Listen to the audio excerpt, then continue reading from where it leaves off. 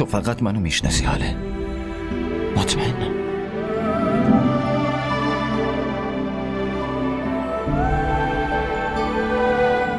وقتی خودتون گفتین هیچ نسبتی با شما نداره، بس به شما ربطی نداره که کجا میخواد بره.